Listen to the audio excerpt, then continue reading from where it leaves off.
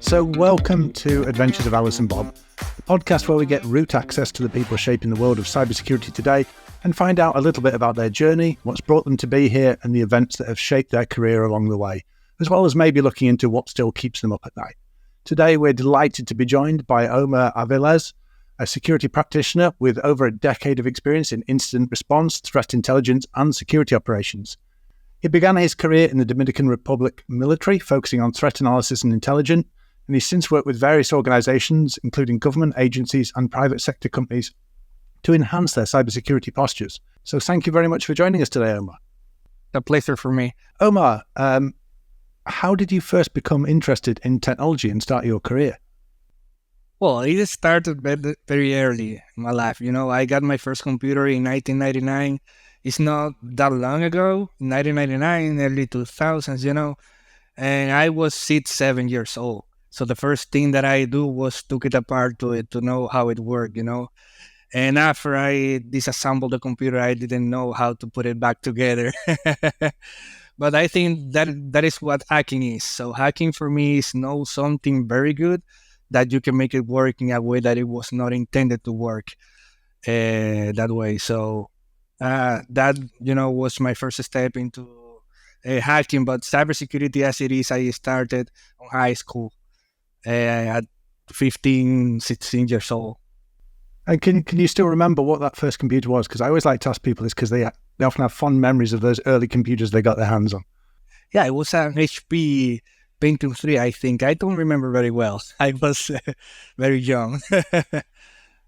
But the only thing that I remember is that the hard disk was like 2 gigabytes, and I thought that was pretty big, 2 gigabytes is nothing today. I mean, I'm listening thinking a Pentium sounds quite modern still. I don't know about you, Mark. I was going to say, I remember getting my 486, 66 megahertz or whatever.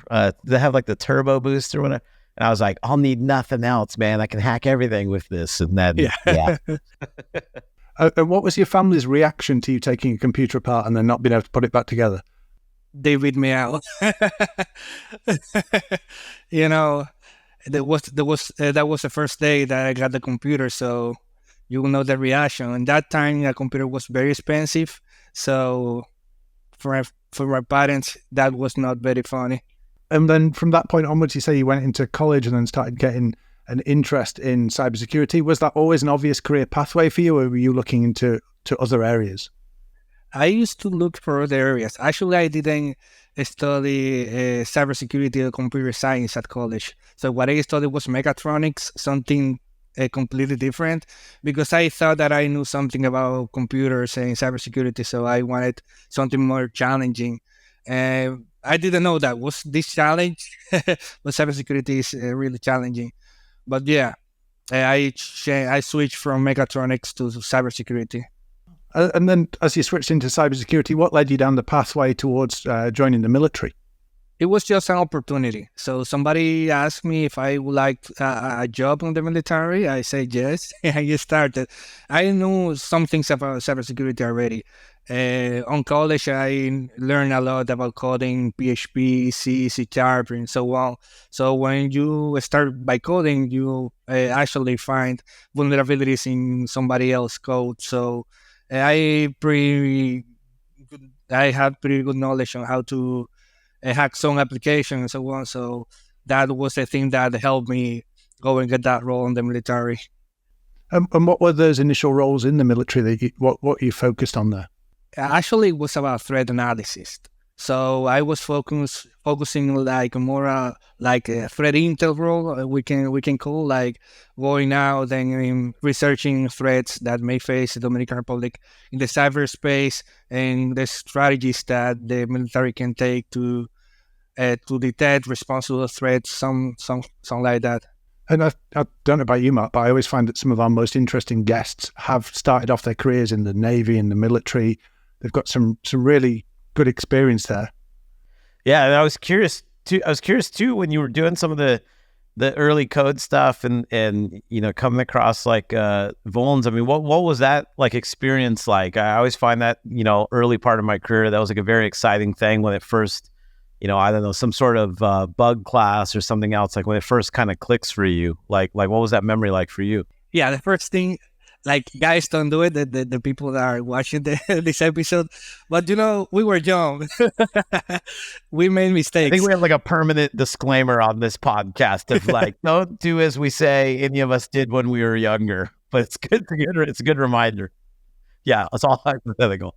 So hypothetically, Yeah. So what I did, the first thing that got me really excited, because I thought, yeah, I did it. That feeling, that adrenaline shot that you feel when you do something on hacking.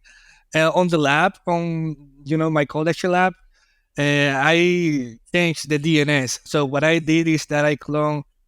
I was learning PHP, and I cloned Facebook, which was a very popular social media at the time. So what I did, I changed the action on the form. So instead of sending the credential to Facebook, it would send the credential to my command and control. So I got the credential for everybody.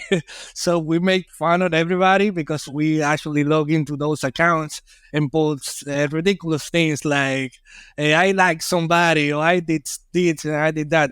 So Facebook got better security right now, even though when you got the password right now, it's harder to sign into somebody else's account. But back in the days, it was easy to hack anything, easier, we can say. Absolutely. And then in terms of that like military experience, I think the reason I was asking around that area is because often being in those situations, you get exposed to things that in a private company you wouldn't necessarily be exposed to. So what were the things that shaped your like future career from that early military experience?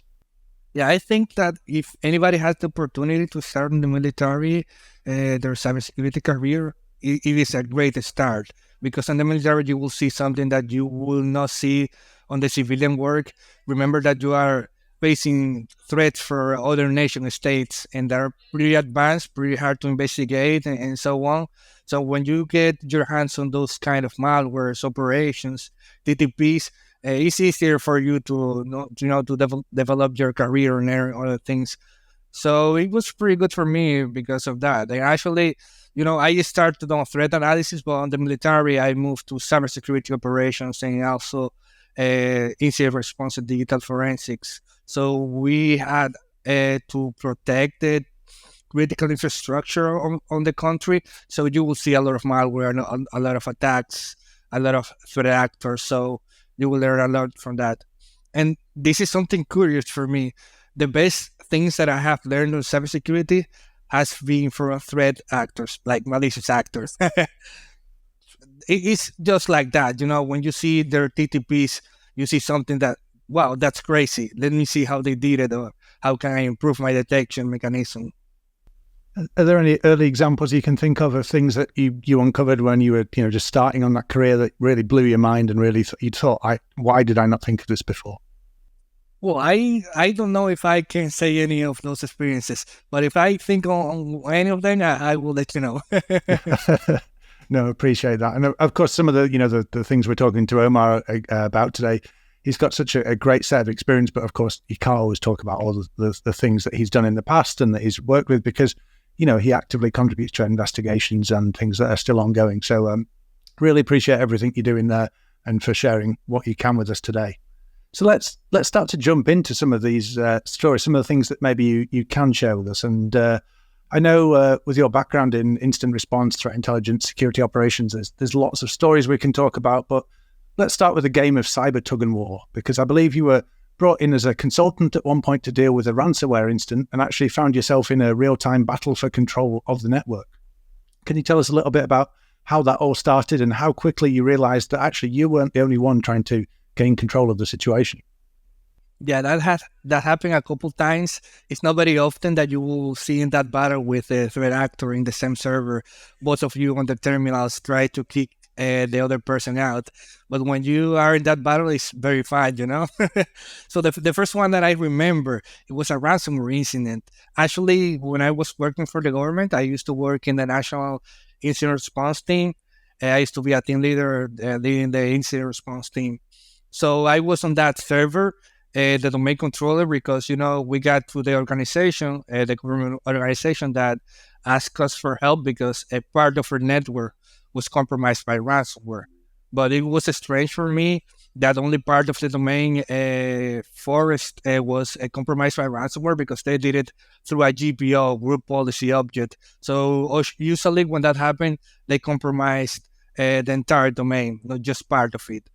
So I was just on the domain controller on the data center, looking or searching through the processes to see what processes are being executed and what users are logging to the server. So that's when I realized an strange process that was making a TCP connection back to an external IP address.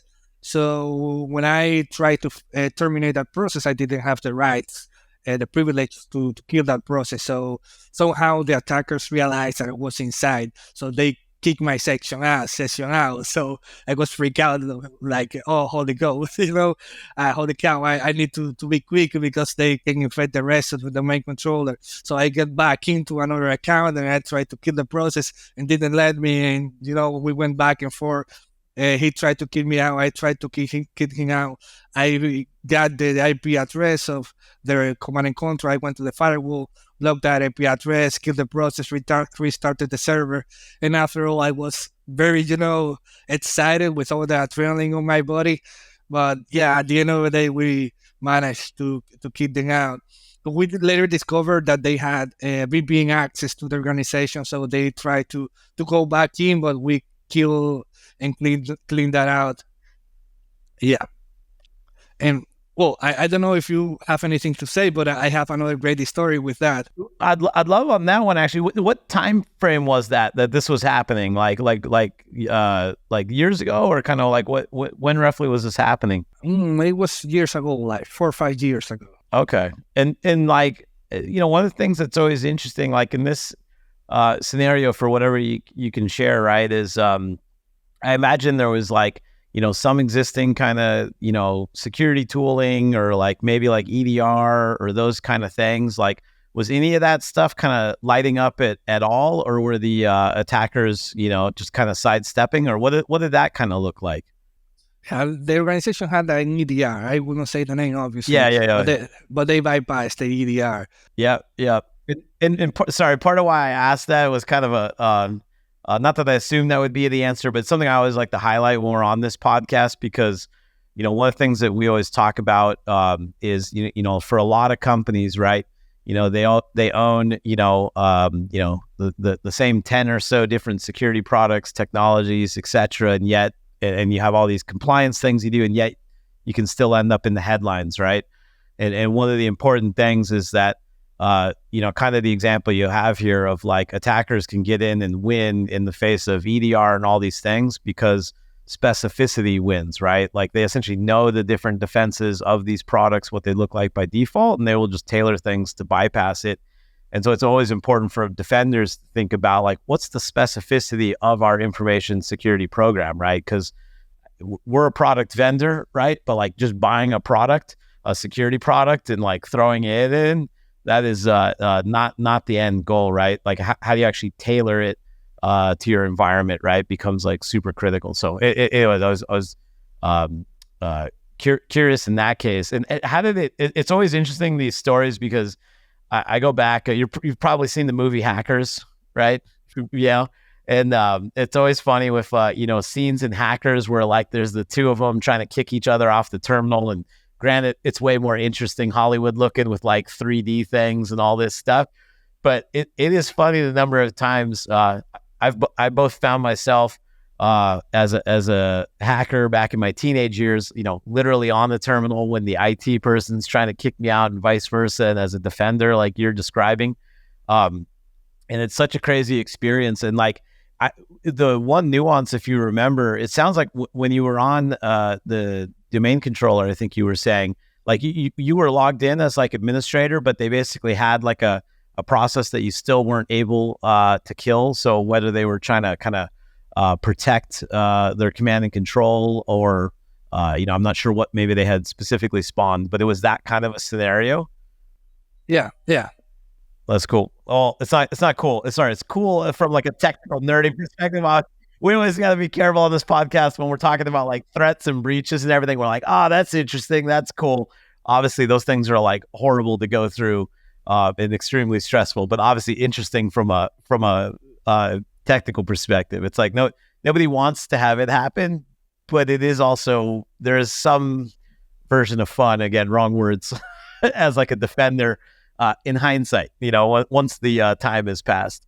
But what was the other? You had another example of that kind of running into the adversary? Yeah, and that one is related to the things that you were saying right now, actually, because organizations just think that by getting the tool, they will be secure.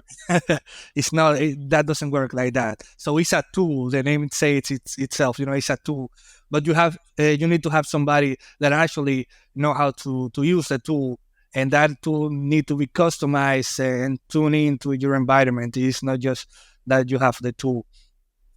And also, an EDR is great, but there are other things like identity and so on, cloud, that you need to focus. So it's not just getting a tool.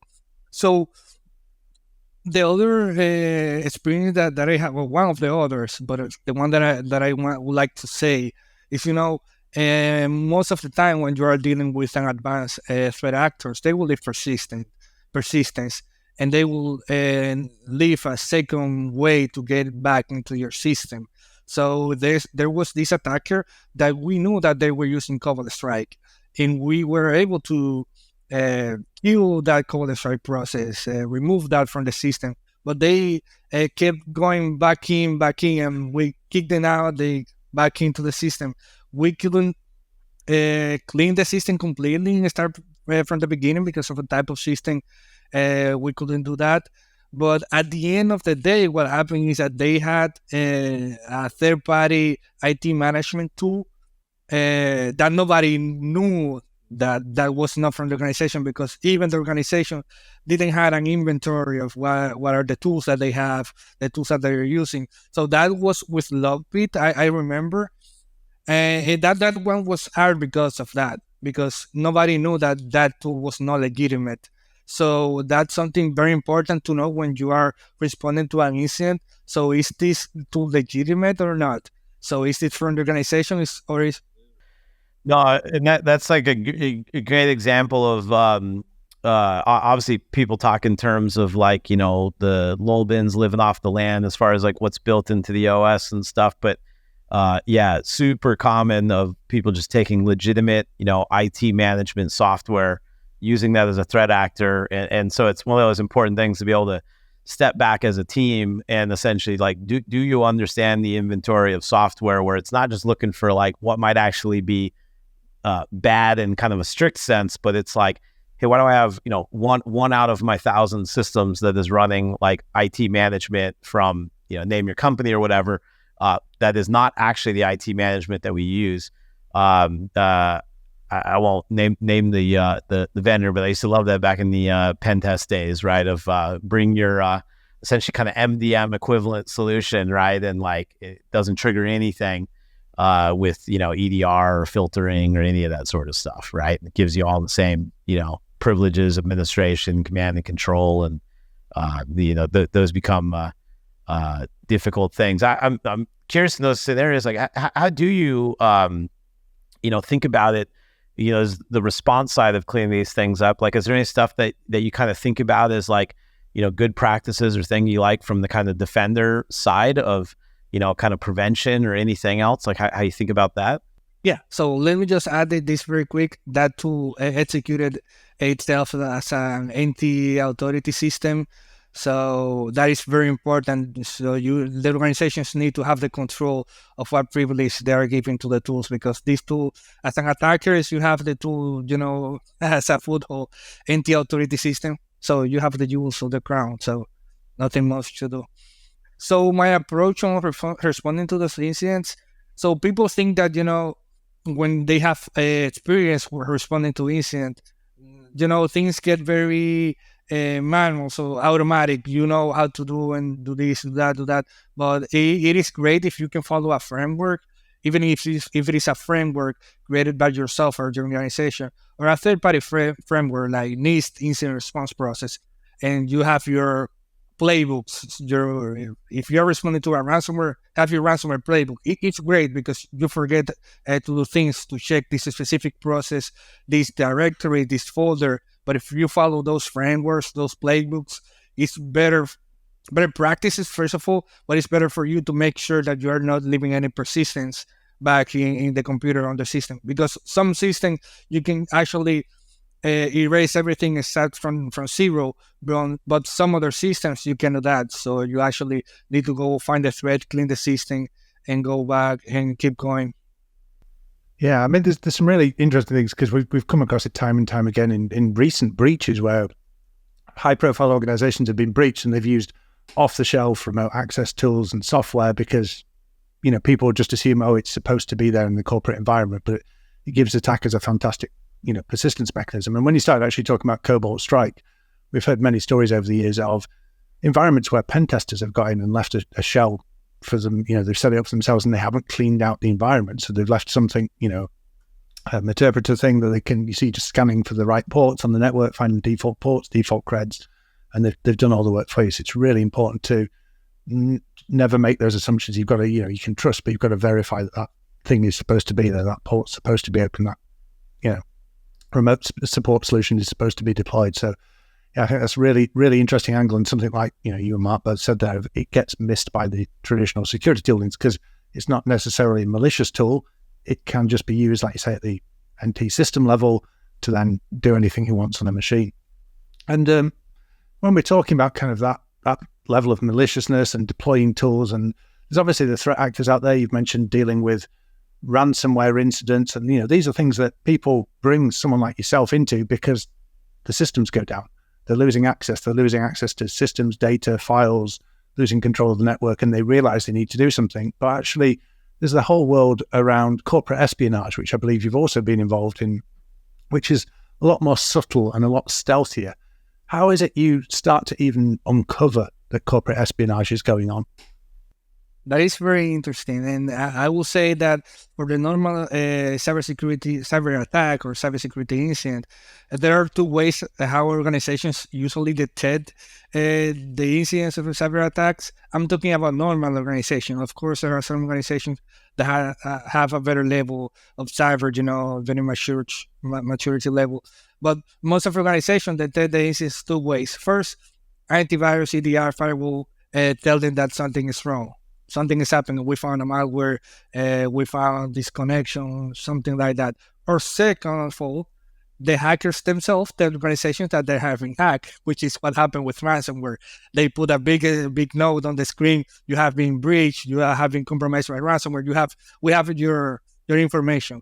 So a lot of organizations realize that they are under cyber attack when they see those messages. But what happened with corporate espionage, just as it is that people who do it, the main purpose of it is not to get discovered. So they will have a lot of OPSEC, because if you get caught, you know, you ruin the operation. So the operation is partially over. So corporate espionage is very stealthy. So one of the cases that I had, the many cases that we had over the years, it was about an insider threat. So also it is easier when you detect an outsider, because, you know, they don't know the environment, they will make mistakes, they will be noisy. But when we are talking about insider threats, that they already have your trust, that they already have the access, the rights, the privileges. So it's complicated. So one of those cases that I can tell you, this is this financial organization where a third party from a competitor, we can say a competitor just like that, recruited the administrator, the network the system administrator, to get the information. So that administrator already have the trust of the organizations. He already have the rights that he needs to do whatever that he was hired to do. So what he did is through e-discovery, which is a feature that Office 365 has, which is legitimate, it's not malicious at all.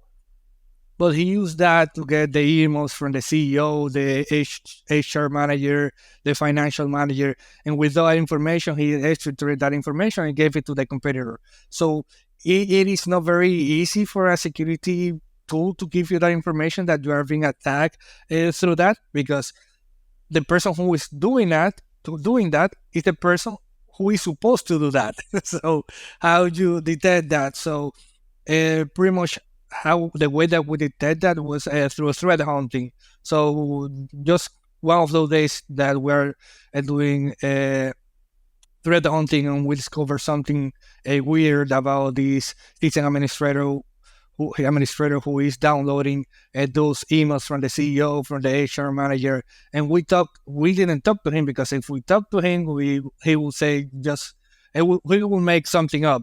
But we talked to his boss and we investigated the case. And at the end of the day, we found out, as we investigated, that he was sending those emails to a competitor.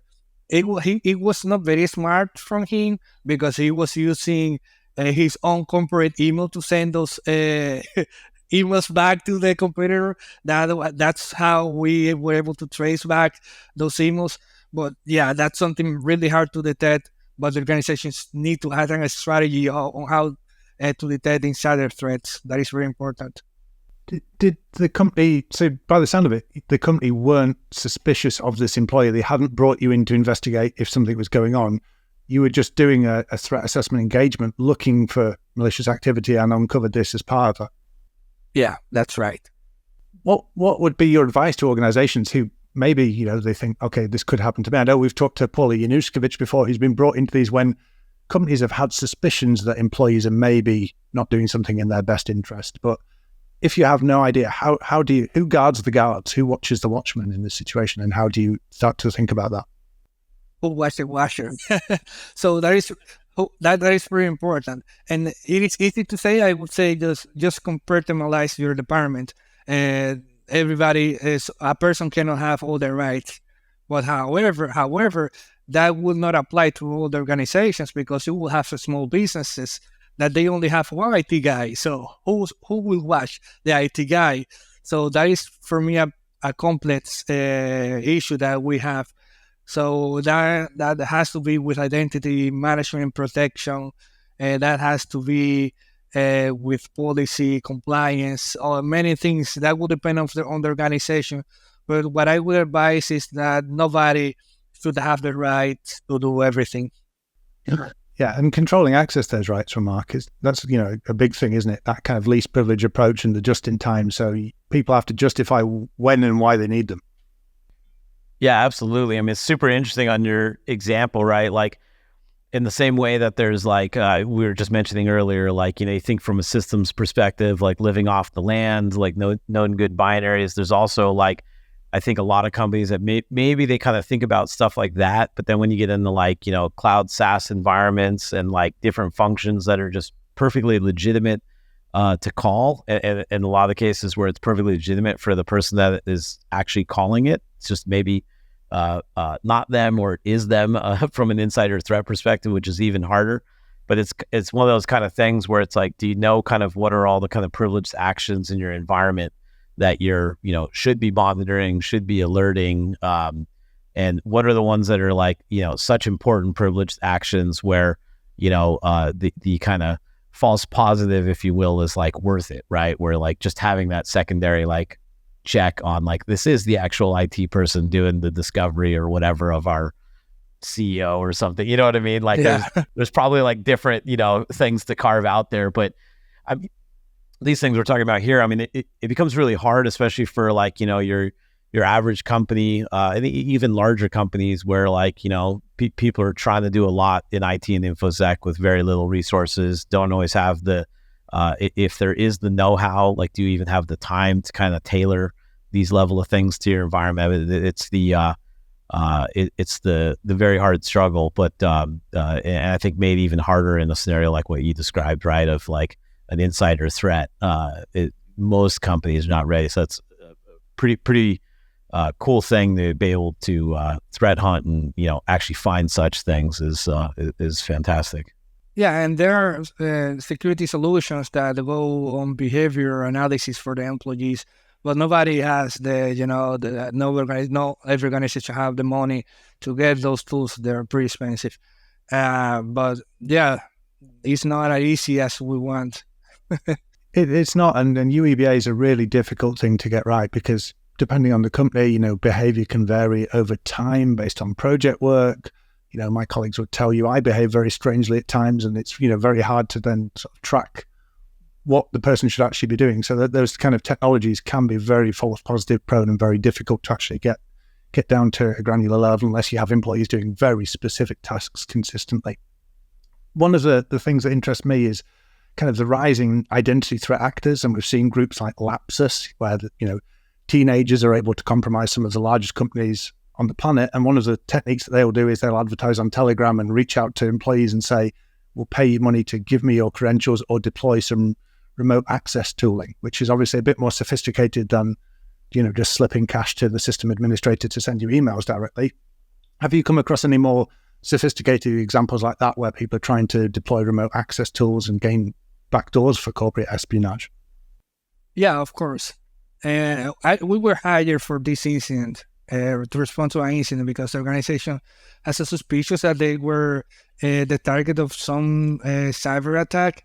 So this one was very crazy for me because the time frame that took the attacker to get the first access to their system was pretty quick. How it happened is it was this vulnerability in this third-party tool that the organization used, and they took like an hour to patch the vulnerability. And in that hour, they got compromised. They didn't notice anything. So the attacker leveraged to go through the system, go through the computers, go through the network, and got access to a file system. So they were sending the files through a remote command and control that they had. So pretty common these days, but not something very new. But a lot of threats go directly through the memory after they got access to the system. That's what we know as a fileless malware. So if you have an antivirus, which was the thing that the organization had, I don't remember it was an EDR antivirus. I think it was an antivirus. And most of the antivirus don't have the capability to go that deep to the memory and analyze what is going on in TDLL and so on. So it can be very sophisticated because, if the process get killed, there is no malware in file that you can analyze later unless you dump the process. But they got those suspicions when we analyze the system. We look at the times, we discover what they compromised to get the foothold into the network, the malware that it was still being executed on the memory, and how they were just cloning the entire file server back to a command and control that was pretty pro. And as I said earlier, on things like this, they don't want to get caught or detected, so you will not get any alert from your EDR most of the time because it is going very bad on the memory or anything.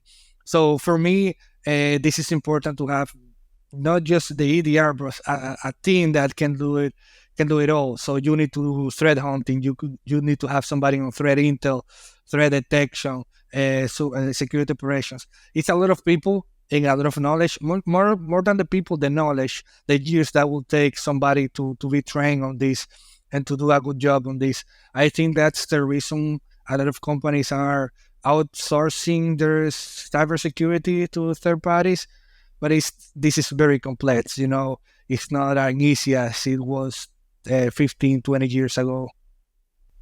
Yeah, I think, you raise an interesting point there that people are often very reliant on AV or EDR, and maybe in this case with, large amounts of data potentially being exfiltrated, actually there's more of a network view to look at it, and you've got to look at all the components of the system, whether it's the identity and access logs, the remote access, the network traffic. There's a whole thing. How do you go about prioritizing those things when you're thinking of security operations and looking into these incidents?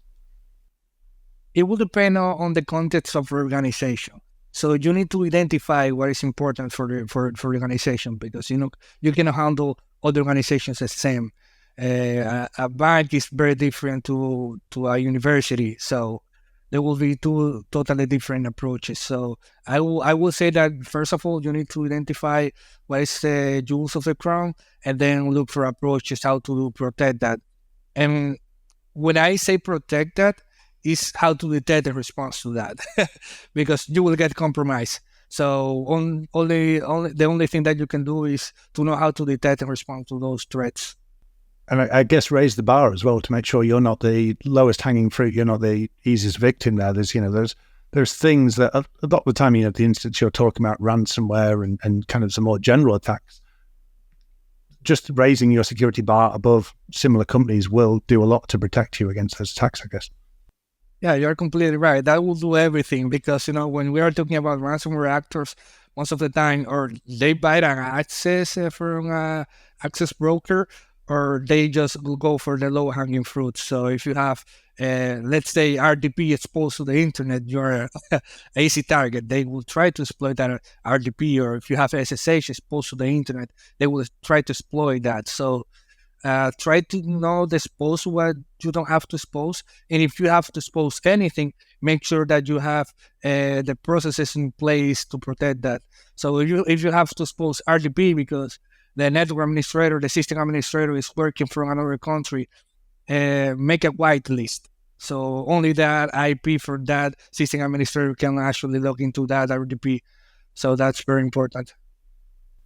Now, I think we can't talk to you without looking at the really big picture stuff. And as we mentioned at the start, you started your career in the military and threat intelligence. And actually, one of the most dramatic moments, I think, in your career came when the neighbor across the Caribbean Sea of Costa Rica came under attack. And several of their government organizations were targeted by the Conti ransomware group. I think it was the leader of the country actually said that they were at war with Conti. So how did these attacks first come onto your radar, and what was your involvement in looking into these? Yeah, I would say when that happened to a third party, that's not that's not that impacting for you. You say, yeah, that's bad. Well, that's all. That's bad. How can I help you? But that's it. Well, when that happens to you, it's another completely thing. So when the Costa Rica incident happened, I cannot say that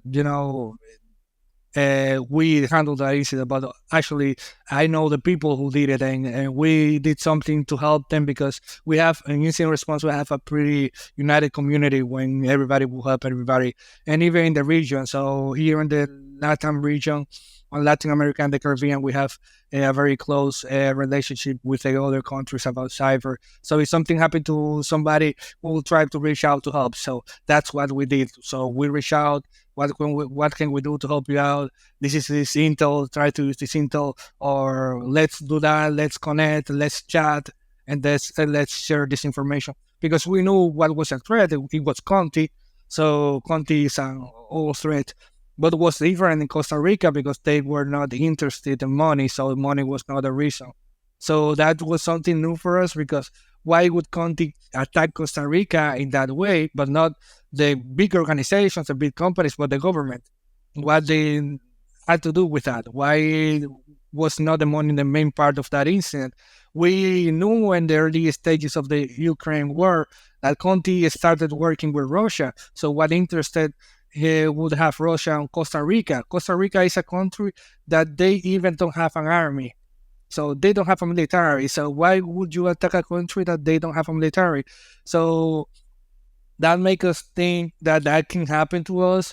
And we did something to detect, to protect ourselves against this kind of attack. And at the end of the day, that ended up happening to us. not like happened to them, but something very similar happened also to us.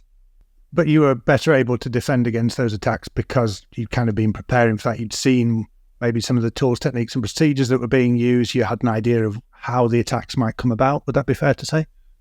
Yeah, of course. When we discovered that we were under attack by Conti was one of the threat actors because there was a couple threat actors. It was a coordinated attack. It was not just Conti. I reached out back to the Costa Rica guys, to my friends, and asked for TTPs and other things that they discovered later on in the investigation that I can use to do my own investigation here because, what happened there may be the same that is happening here. So we needed to do the correlation of those events. Was pretty different. Was not a similar attack. But yeah, that helped us a lot actually. Getting to know the guys that happened the same today and how we use that information to try to see is the sad things happening to us. And do you think there are lessons that organizations can learn from those attacks where, you obviously one nation reaching out to another nation and sharing advice there. What lessons do you think enterprises can learn from talking to their peers, maybe even their competitors, to better share threat intel? If enterprises would do that, man, that would be awesome. Just awesome. Because actually, we classify threats by sectors. So there are some threats that are in the manufacturer sector. There are some threats for the financial sectors. So if you reach out even to your competitors, you will get information that will help you better protect your organization. Because if they get attacked, let's say by this ransomware actor, you can be attacked by this ransomware actor if you have the information and you know what you need to do to protect yourself against that ransomware actor. So maybe you can prevent that incident that may happen to you in the future. And I'm curious more for fun. There's obviously a ton of experience you've had. You've worked a lot of different incidents, defended from many things. Like, do you have any like favorite techniques, kind of on the adversarial side that you think are interesting? That as far as like, I don't know, persistence techniques or lateral movement or like anything else like that. Any stuff that you just think is like kind of technically cool, interesting, or whatever makes it interesting to you, right? Yeah, there is this local privilege escalation technique that Microsoft cannot fit. Wow, what is it?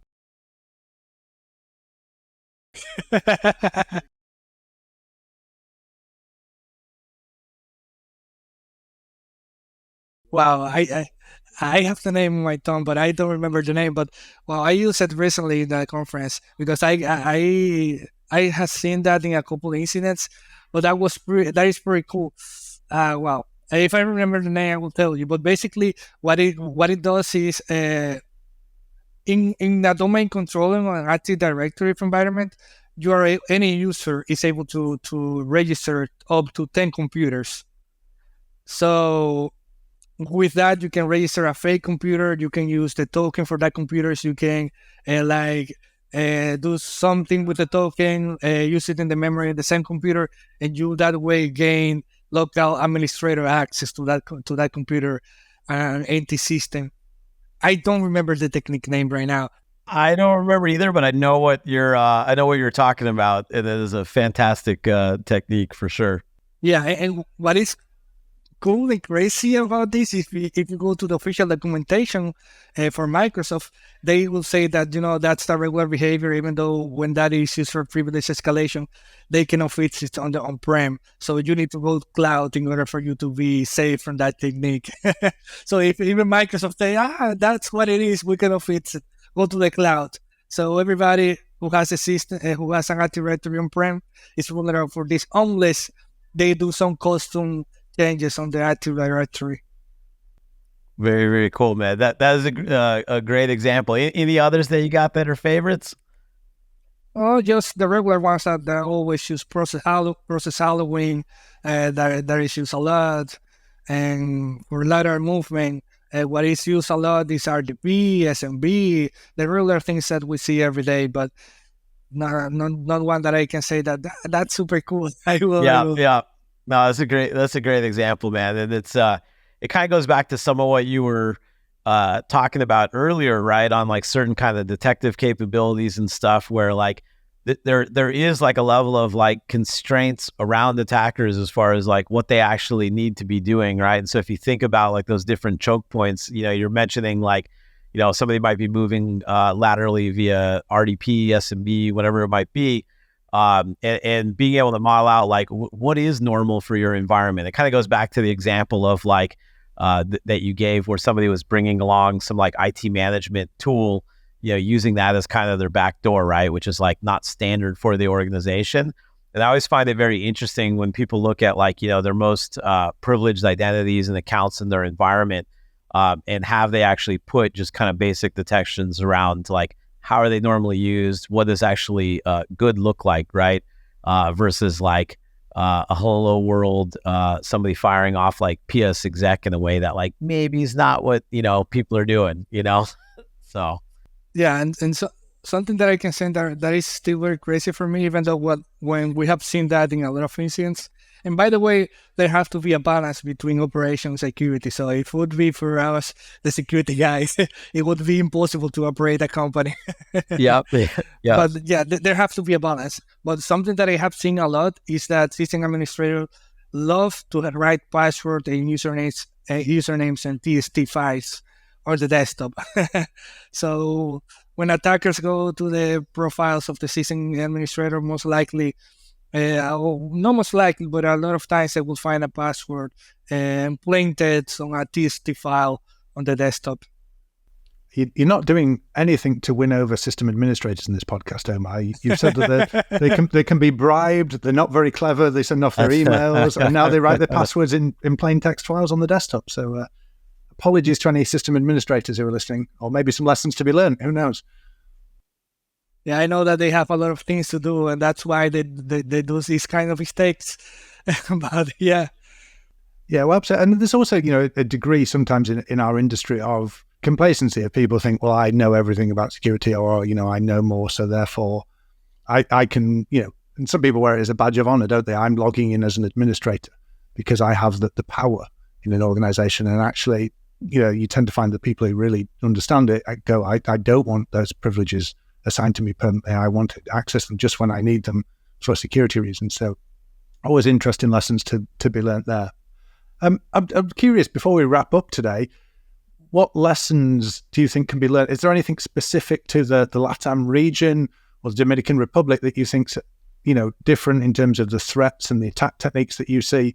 Or is it just representative of the same threats we're all seeing globally? Yeah, I think that can be represented worldwide. So I have worked with so many companies all around the world. And what I see the threat actors using, the regular threat actors, regular ransomware guys, or other threats, they're using open source tools. So they are not using 0 days to get into your system. So that's not very useful to see a 0 day to get into your system. They use common tools, open source tools, living over land. So if you can get a list of those kind of techniques, tools, and do things to patch them or to put processes to the time response to that, you will make it very hard to them. So pretty much our role is make it very hard to them so they get to somebody else's company. But yeah, they're always using the same. It's not pretty advanced tools, advanced techniques. The same techniques you will see in them over and over. And in terms of your own personal journey and career, we've talked about a few of the interesting incidents. There's plenty more that obviously we can't talk about today, but are there any key lessons that you've learned through your journey that you think, I wish I'd learned those earlier, or I wish I could, that you'd like to share with the audience and give them a head start? Yeah, well, what I would like to share with the audience, most of the time, organizations, even though we're all security professionals, we have a fake sense of security because we think that we know everything. And we don't get updated very often. So I have the EDR, I have a firewall, I have this, I have that. Nothing will happen to me. I will have on vacation. Nothing will happen to me. No, man. Things change very quickly. So you can get outdated very fast.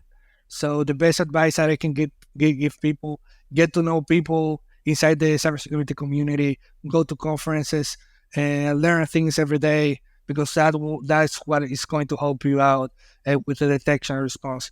EDR are great, but they're not everything. You will need to have a network detection response. You will need to have identity protection, and so on. So don't also try to learn everything. So when I was starting, I tried to learn everything. I wanted to be a pen tester, but also a red teamer, but also an easy responder, but also a forensic guy.